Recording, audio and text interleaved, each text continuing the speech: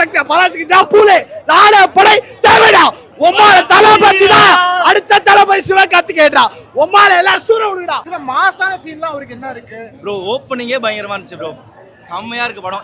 எங்க அண்ணா வந்தாலே மாஸ் தான் ப்ரோ, நீங்க வந்து பாருங்க ப்ரோ, மாஸ் ப்ரோ. ஜனநாயகன் வந்திருந்தா பராசக்தி இந்த ப்ரோ யாரோ அண்ணன் தான் தம்பி தான் யாரையும் கம்பேர் பண்ண தேவையில்ல ப்ரோ. அண்ணன் தான் தம்பி தான் அவ்வளவுதான். எல்லாரும் ஒண்ணா தான் ப்ரோ இருக்கும். யாருமே வந்து படம் நல்லா இருக்குண்ணே, எல்லாம் வந்து பாருங்க ப்ரோ. யாருமே வந்து ரிவ்யூஸ் பார்த்துட்டு இந்த நெகட்டிவ் ரிவ்யூஸ்லாம் பார்த்துட்டு வேஸ்ட் பண்ண தேவையில்ல டைம். எல்லாருமே வந்து எல்லாரும் படத்தை பாருங்க, ஃபேமிலியோட வந்து என்ஜாய் பண்ணுங்க. இந்த பொங்கல் பராசக்தி பொங்கல் தான், எல்லாருக்குமே இருக்கு, எல்லாருக்குமே ஸ்கோப் இருக்கு. வந்து பாருங்க, என்ஜாய் பண்ணுங்க. பராசக்தி பொங்கல், பராசக்தி ஹீரோடா தளபதி மாலை போலே படம் வேற லெவல் தலம். ஒத்த பராசக்தி தான் பூலே நாளை படை தேவைடா உம்மால தளபதி தான் அடுத்த தளபதி சிவகார்த்திக் கேட்டா உம்மால எல்லாம் சூர விடுடா. படத்தை எல்லா கேமியோ சூப்பரா இருந்துச்சு. ஒரு கேமியோ ஒத்த யோசிக்கவே முடியல, ஒத்த வாய்ஸ் போயிச்சு இருக்கு. தளபதி சார் ரசிகனான், அதான் சிவகார்த்திகேயன் கத்துறனா அண்ணா மாதிரி படம். ஜெயம் ரவில சூரா விட்டான், வேற லெவல் படம். படத்தை கன்ஃபார்ம் பாருங்க, யாரும் மறக்காதீங்க, படத்தை பாருங்க. பராசக்தி உண்மையிலேயே ஒரு நல்ல ஒரு படம் தான். என்னை பொறுத்த வரைக்கும் இந்த படத்தை தாராளமாக பார்க்கலாம் அப்படின்னு சொல்லுவேன். தெரிஞ்சிக்க வேண்டிய விஷயம் நிறைய இருக்குது. என்ன எனக்கு ரொம்ப பிடிச்சிருக்குனாக்கா, இன்றைக்கி தமிழ்நாடுன்னு இருக்குது, மெட்ராஸ் ஸ்டேட்டாக இருந்தது தமிழ்நாடாக மாறி இருக்குன்னா அதுக்கு பின்னாடி மாணவர்கள் பட்ட கஷ்டத்தை உள்ள காமிச்சிருக்காங்க. அது எனக்கு ரொம்ப பிடிச்சிருக்கு. But at the same time வந்து இந்த படம் எல்லாருக்கும் பிடிக்குமான்னு கேட்டால் அது ஒரு மிகப்பெரிய கேள்விக்குறி அப்படின்னு தான் சொல்லணும். ஏன்னா படம் நிறைய லேகாக இருக்குது. ஏன்னா எனக்கே இங்கே 1008 பிரச்சனை இருக்குது அப்படின் போது எனக்கு எப்பறம் இந்த படம் கனெக்ட் ஆகுன்ற மாதிரி இருக்குது.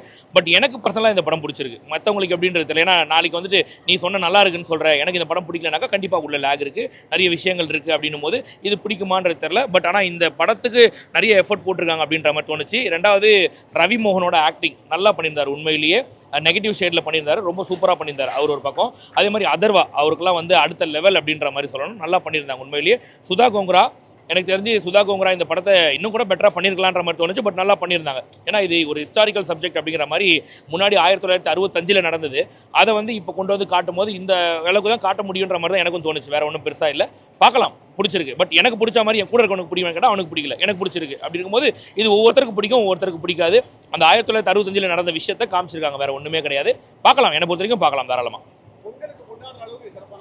பொங்கலுக்கு வேறு படமே இல்லையா, கொண்டாடி தானே ஆகணும் இந்த படத்தை. இப்போ நம்ம வெளியில் போனோம் ஃபேமிலியோடனா வேறு படம் இல்லை இல்லையா, எதானே பார்த்தாகணும் அப்படின்ற மாதிரி தான் இருக்குது. ஏன்னா பொங்கலுக்கு ஒரு 4-5 படம் வரும், இந்த தடவை இந்த ஒரு படம் மட்டும்தான். ராஜசாப் அது அவ்வளோதான், முடிஞ்சு போச்சு அது கதை. இந்த படம் மட்டும்தான் போது அப்படி தான் இருக்கும், பார்க்கலாம் சார். இப்போ அதாவது இந்த 40+ இருக்கவங்களுக்கு பிடிக்கும் சார் இந்த படம், 40 கீழே இருக்கவங்களுக்கு மேபி பிடிக்க வாய்ப்பு இல்லை சார். சார் இல்லை சார், இந்த படத்தில் அரசியல் பேசலை. அப்படி அரசியல் ஏதாவது உள்ளே திணிச்சிருந்தாங்கன்னாக்கா அப்படி கண்டிப்பாக ஏற்றுக்கவே முடியாது. ஏன்னா எனக்கு தெரிஞ்சு சென்சாரில் தூக்கிட்டாங்க, நிறைய அரசியல் காட்சிகளை சென்சாரில் தூக்கிட்டாங்க, நல்லா தெரியுது. அதாவது இது கம்ப்ளீட்டாக மாணவர்கள் கையில் எடுத்த ஒரு போராட்டம். அதாவது ஒரு மாணவர்கள் கையில் எடுத்தாங்கன்னா அது எப்படி போய் நிற்குன்றதை இங்கே காமிச்சிருக்காங்க. ஒன்றுமே இல்லை, அரசியல்வாதின்றவங்க பார்த்தா ஒரு சின்ன ஒரு கருவி தான். அவங்களை இயக்கிறதுனா மாணவர்கள். எனக்கு நீ செய்கிறியா, உனக்கு நான் ஓட்டு போடுறேன், நான் கொண்டு வந்து உன்னை நிற்க வைக்கிறேன் அப்படிங்கிற மாதிரி 1967 அண்ணா வந்து நிற்கிறதுக்கு காரணமே இந்த மொழிப்போர் பிரச்சனையை தான் கொண்டு வந்து காட்டுறாங்க.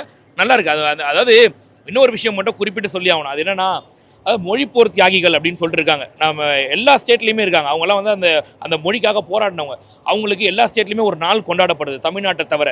தமிழ்நாட்டிலையும் அது கொண்டாடணும். அது கொண்டாடாததுக்கு காரணம் என்னன்னாக்கா அதில் மேபி கலைஞர் இல்லைன்றதால கொண்டாடாமல் இருந்திருப்பாங்க, வேறு ஒன்றும் இல்லை. பட் அதை கொண்டாடணும் கண்டிப்பாக. ஏன்னா இந்த படத்தை பார்க்கும்போது அவ்வளோ டச்சிங்காக இருக்குது. இவ்வளோ பேர் உயிரை விட்டுருக்காங்க, உண்மையிலேயே எவ்வளோ பேர் வந்து மறைக்கப்பட்ட விஷயங்கள் நிறைய இருக்குது உள்ள இதில். அந்த மாதிரி நிறைய காமிச்சிருக்காங்கன்னும் போது தாராளமாக இதை வந்து பார்க்கலாம். கொண்டாட வேண்டிய ஒரு படம் தான், எல்லோரும் தெரிஞ்சிக்க வேண்டிய ஒரு விஷயம் தான்.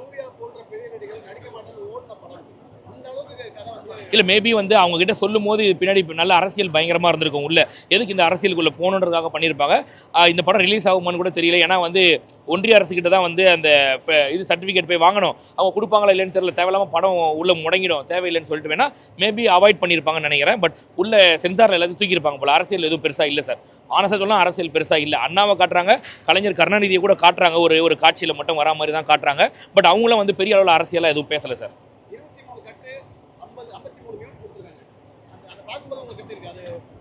இல்லை அப்படிலாம் இல்லை, தேவையானதான் பண்ணியிருக்காங்க. அது வந்து தேவையில்லை சார். இது வந்து நீங்கள் இன்கேஸ் வந்து அரசியலை உள்ளே கொண்டு வந்து காமிச்சிருந்தீங்கன்னா இந்த படம் எனக்கு பிடிச்சிருக்காது. எனக்கு இது கம்ப்ளீட்டாக வந்து நான் ஒரு இன்டர்வியூக்கு போகிறேன் சார். அங்கே போகும்போது நீ ஹிந்தி தெரிஞ்சாதான்டா உனக்கு வேலையை எடுப்பேன் அப்படின்னும் போது எனக்கு பர்சனலாக ஹிந்தி எனக்கு ஹர்ட் ஆகும். எனக்கு ஏன்டா இப்படி பண்ணுறீங்க நீங்கன்னும் போது நான் ஒரு போராட்டத்தை கையில் எடுப்பேன். அந்த போராட்டத்தின் வெளிப்பாடாக தான் வந்து இங்கே ஒரு கலவரம் காட்டுறாங்க. இதுக்கும் அரசியல் கட்சிக்கும் சம்மந்தமே கிடையாது. அதைத்தான் உள்ளேயும் காமிச்சிருக்காங்க. அப்படி இருக்கும்போது அரசியல் கட்சிக்கு எந்த ஒரு சம்பந்தமும் கிடையாது. பட் இன்கேஸ் இது அந்த 23 கட்டு பண்ணாமல் இருந்திருந்தாங்கன்னா இந்த படம் எனக்கு பிடிச்சிருக்காம இருந்திருக்கும். பட் இப்போ இந்த படம் எனக்கு பிடிச்சிருக்கு. இந்த படத்துலையா அதாவது இந்தியை நான் எதிர்க்கலை, ஆனால் இந்தியை திணிக்காதீங்கன்றாங்க. நான் எனக்கு தேவைன்னா 10 மொழி கூட நான் படிச்சுப்பேன், நீ அதை திணிக்காதங்கிறாங்க. வேற ஒன்றுமே இல்லை, சிம்பிள்.